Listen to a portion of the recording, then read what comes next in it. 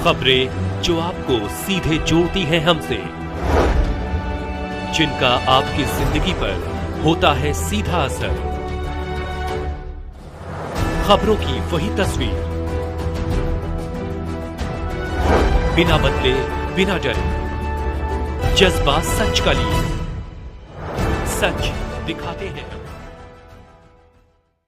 सूरत के भेस्तान विस्तार की घटना। एक भड़ोदरा मार्ग पर सुनसान जगह पर एक संदिग्ध हालात में एक सीमेंट से भरी प्लास्टिक की ड्रम में एक लाश मिला, जिसमें बॉडी का एक पर ही खाली दिख रहा था। बॉडी ड्रम से निकलने की हालत में नहीं था। शक की आशंका पर पुलिस भारी ड्रम लेकर सिविल अस्पताल पहुंची, जहां सीमेंट से भरे इस ड्रम को कटर से काट कर देखा गया, जिसमें एक बच्ची का शव मिला।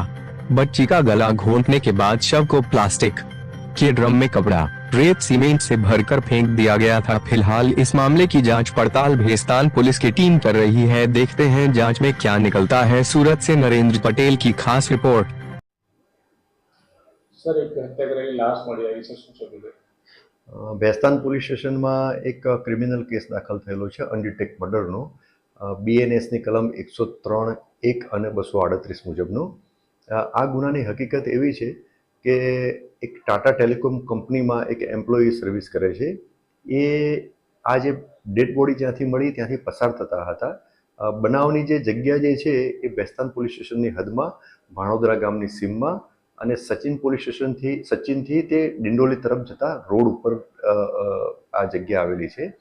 તો એમણે ત્યાં જોયું તો એક પ્લાસ્ટિકના વાદળી કલરના પ્લાસ્ટિકના પીપમાં એક ડેડ બોડી પડેલી હતી પાણીમાં, થોડું પાણી પણ ત્યાં ભરાયેલું હતું અને ડેડ બોડીના ફક્ત પગ દેખાતા હતા, નીચેનો ભાગ। અને મીનવાઇલ ત્યાંથી પોલીસ પણ પસાર થતી હતી પેટ્રોલિંગની મોબાઈલ, એટલે એમણે પોલીસનો ઊભા રાખી અને એમને જાણ કરી કે એક ડેડ બોડી પ્લાસ્ટિકના પીપમાં પડેલી છે। એટલે આ બાબતે પછી પોલીસ સ્ટેશનમાં સ્થાનિક પોલીસ સ્ટેશનના અધિકારીઓ ત્યાં આવ્યા અને પ્રાથમિક તપાસ કરી અને એ જે ડેડ બોડી સહિત પ્લાસ્ટિકનું જે પીપ જે છે વાદળી કલરનું એને બહાર કાઢ્યું। તો જોવામાં આવ્યું કે ડેડ બોડી ઊંધી પ્લાસ્ટિકના પીપમાં નાખવામાં આવેલી અને એમાં સિમેન્ટ કોન્ક્રીટનો માલ પણ ભરવામાં આવેલો, એટલે ટૂંકમાં ડેડ બોડી નીકળી શકે એવી પોઝિશનમાં હતી નહીં। એટલે એમને એમ હાલતમાં પ્લાસ્ટિકના પીપ સહિત ડેડ બોડી નવી સિવિલ હોસ્પિટલમાં લઈ જવામાં આવી।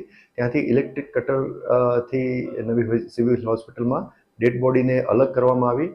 ડેડ બોડી જોઈ તો એક મહિલાની લાશ હતી, એટલે મહિલા હતી, ડેડ બોડી જે મહિલાની હતી અને એણે શરીરે એક જાંબલી કલરનું ટોપ અને બ્લેક કલરની લેગીસ પહેરેલી છે। લગભગ 1-2 દિવસ જૂની લાશ પ્રાઇમા ફેસી કહી શકાય એવું છે। હાલમાં ફોરેન્સિક પીએમની કાર્યવાહી નવી સિવિલ હોસ્પિટલમાં ચાલુ છે અને હાલ દિન સુધીની તપાસમાં હજુ સુધી વણ ઓળખાયેલી જ છે ડેડ બોડી અને મર્ડરનો ગુનો પણ અનડિટેક્ટ છે। સ્થાનિક પોલીસ સ્ટેશન એની સાથે સાથે ક્રાઇમ બ્રાન્ચની અલગ અલગ ટીમ અલગ અલગ એંગલ અને અલગ અલગ મુદ્દાઓ પર આ ડેડ બોડીને આઈડેન્ટિફાય કરવા માટે, ઓળખ કરવા માટે અને ગુનો ડિટેક્ટ કરવા માટે પ્રયત્ન કરી રહેલ છે।